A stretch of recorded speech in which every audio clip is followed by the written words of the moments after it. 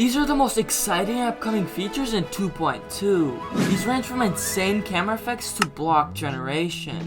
The first feature is platformer mode, one of the biggest things in 2.2. With it, you'll be able to move in any direction instead of the usual scrolling camera. The physics also change, allowing for some interesting things like the use of ice blocks and being able to touch walls without dying.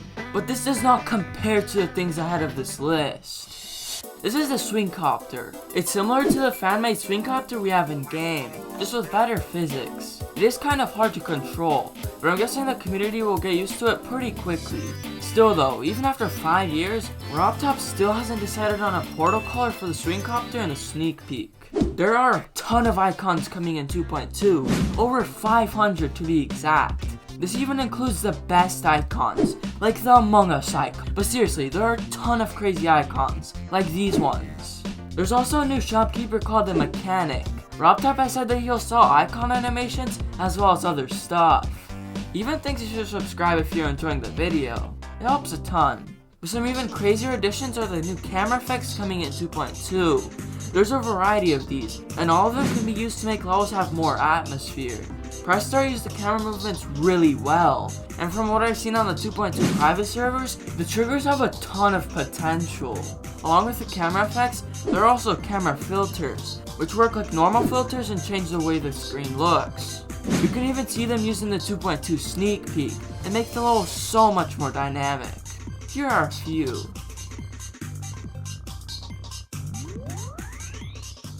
For years, people have wanted to have GD multiplayer, and have even gone as far as programming their own mods for it. But what if I told you, we're actually getting it in 2.2? We'll be able to race against any online level, and I'm guessing we'll be able to bet orbs on it.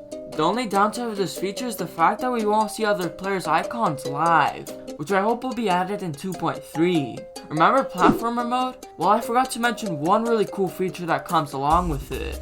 Combining dual mode, platform mode, and 2-player mode can allow you to play with other people like in other games. Imagine how cool it would be to have puzzles that could be solved with your friends.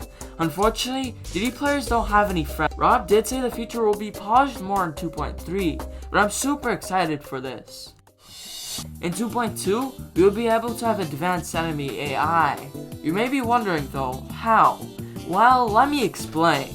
By using the advanced follow trigger, you can make anything follow you. The editor will be an entire game engine in 2.2 at this point, by how complex it is. If how was made in 2.1, I can't imagine the things in 2.2. On the topic of triggers, this is the scale trigger, a feature that has been wanted by the community for years. It will allow you to scale objects like a move trigger live. Imagine how cool this will be for 3D animations. Another trigger is the random trigger, and unlike the scale trigger, it's very controversial. People are worried that critters will abuse this by, for example, putting a randomly generating wall at the end of an extreme demon. However, just like the move trigger in 2.0, I think people will stop abusing it after a few weeks. Imagine randomly spawning enemies or chunks. That'd definitely be really cool. There's also an advanced random trigger that can tweak the values more. One of the biggest issues for travel creators or creators that actually push the limits is the object limit itself. Without hacks, it maxes out at 80,000.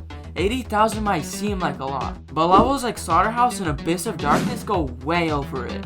Luckily, in 2.2 the object limit will be completely removed, allowing for endless creativity and mobile phones to burst into flames. Let's hope that people in 2.2 don't make their levels way too unoptimized. This is the Spider Orb and has a pretty interesting story. A player named Omega Falcon had made a Spider Orb for his own spin-off game, which acts like the Spider game mode. After posting it on Twitter, he caught the attention of RobTop himself, and he ended up adding it in 2.2. The orb is probably the most unique out of all of them, although it will be pretty difficult to use. Speaking of tweets, a few months ago, I suggested Rob to add a ghost replay feature, where in platform mode, you can see a ghost replay in the background while playing. This would be super cool for speedrunning, as many other games have a feature like this as well. Rob did end up responding, and he said he'll consider the feature for 2.2 or 2.3, so let's hope it gets added. Another fan idea that was added was the green gravity portal, which switches your gravity no matter if you're upside down or not. Those would honestly be super cool for platformer level puzzles. But if you didn't believe me that 2.2 is turning into a game engine, look at this particle system.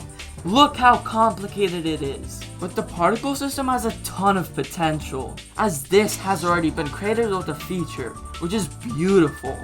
Let's just hope this can be used by low IQ people like myself. Otherwise, my brain is just gonna absolutely turn off. One of the least used triggers in 2.2 are these fade triggers. For years, many people stopped using them entirely. However, they've been slowly making a comeback over the past year due to how lively they can make a level look. But in 2.2, they're gonna absolutely explode in popularity. Rob has made entire new triggers for them, and they can make crazy effects. It feels like something from an entirely different game. There's a ton of options for this trigger, such as these.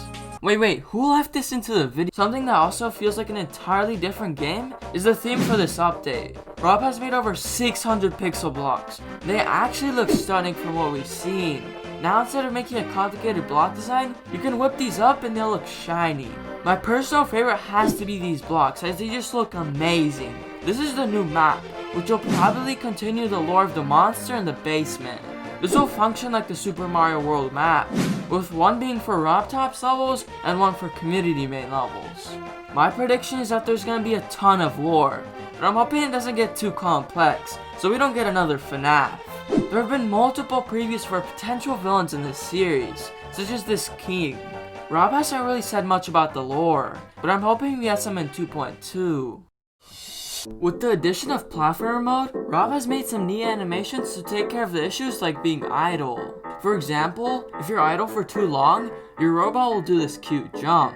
Also, if you're at 4 times speed, your spider will have a new animation, which kind of looks weird but also cool at the same time. Along with this, there are new death effects which you can see in the 2.2 sneak peek. Honestly, they look great, and I'm excited to use them in 2.2. Maybe dying will be a little bit more fun. But I saved the best for last. This is one of the coolest 2.2 features ever. This is the new block template feature. By entering a block template, you can copy and paste your design into any structure you want. Initially, I thought the feature wouldn't be that useful, but after seeing the newer version of the system, I'm absolutely blown away. Of course, it won't be able to use absurdly complex templates, but it'll definitely make creating easier for new creators and allow them to focus on making more creative levels. For me, block design is probably the most boring part of creating, but this feature will change creating entirely.